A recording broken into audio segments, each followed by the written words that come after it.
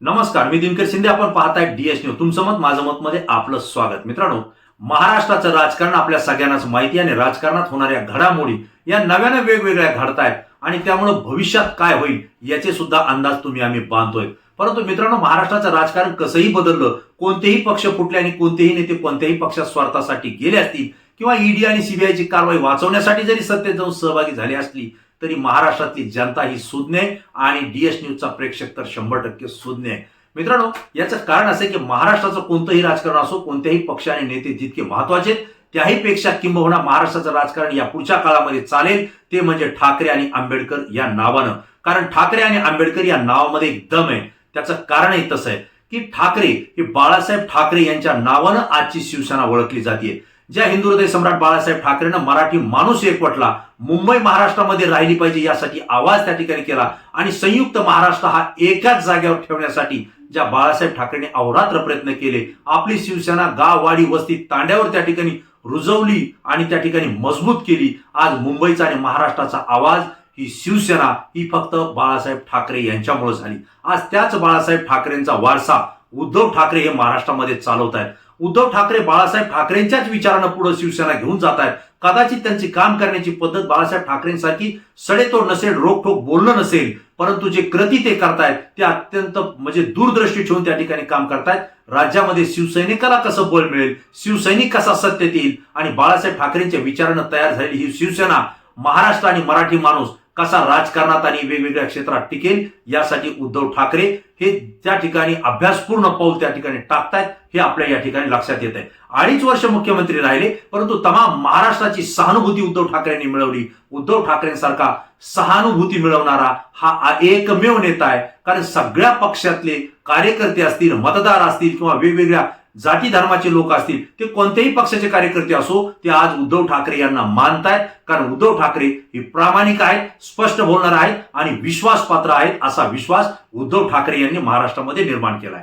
दुसरं जे नाव येतंय ते म्हणजे आंबेडकर. आंबेडकर या अर्थानं महाराष्ट्रामध्ये महत्वाचं नाव आहे की ज्या डॉक्टर बाबासाहेब आंबेडकरांना देशाला घटना दिली, प्रत्येक माणसाला जगण्याचे अधिकार दिले, प्रत्येक जाती धर्मातला माणूस सुधारला पाहिजे यासाठी आरक्षणाची रचना केली, शिक्षणाची रचना केली आणि गुंडगिरी असेल, दंडशाही असेल यांना सुद्धा कायद्यानं पायबंद घालण्याचे कायदे सुद्धा ज्या डॉक्टर बाबासाहेब आंबेडकरांनी केलं आणि एक दलित समाजाला समाजाच्या प्रवाहात आणण्यासाठी त्यांनी प्रयत्न केले. आज त्यांच्याच विचारानं काम करणारे त्यांचे नातू प्रकाशराव आंबेडकर हेही ऍडव्होकेट आहेत. यांनी वंचित बहुजन विकास आघाडी स्थापन केली आणि राज्यातला वंचित बहुजन, त्यांच्या आघाडीचंच नाव आहे वंचित बहुजन विकास आघाडी, जो राज्यातला वंचित राहिलेला जो बहुजन आहे या प्रत्येक बहुजनाला न्याय देण्यासाठी आपल्या संघटनेच्या माध्यमातून, पक्षाच्या माध्यमातून त्यांनी एकत्र आणलेलं आहे. मित्रांनो, वेगवेगळे पक्ष वेगवेगळ्या विचारसरणीनं काम करतायत. कोणी हिंदुत्वाचं काम करतायत तर कोणी पुरोगामीचं काम करतायत. परंतु प्रकाश आंबेडकरांनी तिसरा मार्ग त्या ठिकाणी शोधलाय,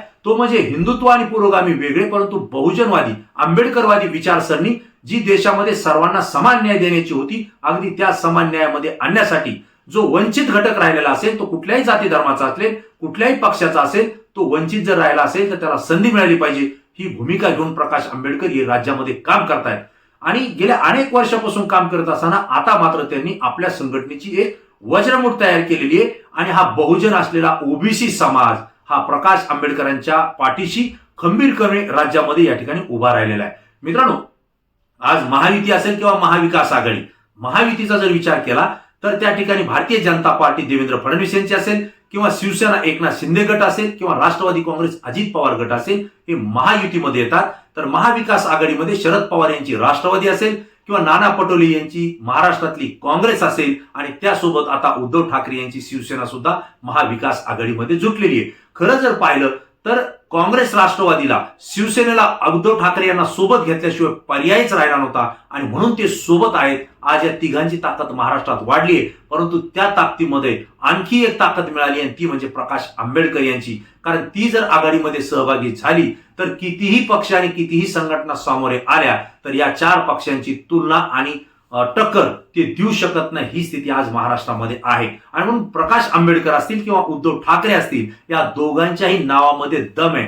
ठाकरे आणि आंबेडकर ज्यावेळेस हे नाव पुकारलं जातं हे विश्वासानं पुकारलं जातं, कारण प्रकाश आंबेडकर ज्यावेळेस बोलतात, कृती करतात, ती विश्वासपात्र कृती करतात. जे वाक्य ते वापरतात ते पुन्हा परत घेत नाहीत आणि जे वाक्य आणि जे बोलणं असतं ते अत्यंत अभ्यासपूर्ण असतं. विशेष म्हणजे देशाचे पंतप्रधान असो किंवा कुठला वरिष्ठ पातळीचा नेता असो, त्याचं जर चुकलं तर त्याला रोखठोकपणे उत्तर देण्याचं आणि त्याची चूक काढण्याची धमक ही प्रकाश आंबेडकर दाखवतात. एवढंच नाही तर न्यायालयीन प्रक्रियेमध्ये जर काही चुका झाल्या असतील तर त्या चुका सुद्धा झाल्या हे दाखवण्याची हिंमत प्रकाश आंबेडकर करतायत. एवढंच काय तर पत्रकार सुद्धा जर गोदी मीडियाप्रमाणे काम करत असतात, गोदी म्हणजे मांडीवर बसलेला मीडिया, कारण आज सत्ताधाऱ्यांच्या राज्यकर्त्यांच्या मांडीवर बसून मीडिया त्यांनी टाकलेल्या शाईमधून लिखाण करतोय आणि त्यांनी दिलेल्या करंट मधूनच तो बोलतोय. अशी स्थिती राज्य आणि देशामध्ये निर्माण झाली आहे. याच्या विरोधात सुद्धा बोलण्याचं धाडस हे प्रकाश आंबेडकर करतायत. जिथं ठाकरी भाषा महाराष्ट्रामध्ये चालते त्याच बाजूला दुसरी आंबेडकरी भाषा चालते आणि म्हणून ठाकरे आणि आंबेडकर या नावातच दमे. या दोघांना सोबत घेतल्याशिवाय महाराष्ट्राचं राजकारण पूर्ण होऊ शकत नाही. हे दोन गट ज्या बाजूने राहतील त्याच बाजूने राज्यातली सत्ता येईल असं जनतेचंही मत आहे आणि माझंही मत आहे. कारण लाखो नव्हे तर करोडो समाज निस्वार्थीपणे या ठाकरे आणि आंबेडकर परिवाराच्या सोबत त्यांच्या विचारानं जुटल्या गेलेला आहे आणि विचारानं जुटलेली माणसं ही कधी तुटत नसतात, ती कधी भीत नसतात, घाबरत नसतात आणि विचारावर जुटलेली माणसं ही पैशाच्या मागे लागत नसतात. त्यामुळे ईडी आणि सीबीआयची सुद्धा त्यांना भीती नसते आणि म्हणून या काळात, या पुढच्या काळामध्ये ठाकरे आणि आंबेडकर या दोघांनाही सुगीचे दिवस येतील, चांगले दिवस येतील असं मतदार आणि महाराष्ट्रातली जनता बोलते. कदाचित किंबहुना आम्ही ज्यावेळेस विचार करतो यामध्ये बहुतांश तथ्य आढळतं असं माझं मत आहे. मित्रांनो, आपल्याला काय वाटतं? ठाकरे आणि आंबेडकर नावात दम आहे का आणि या दोघांना सोडून महाराष्ट्राचं राजकारण होऊ शकतं का?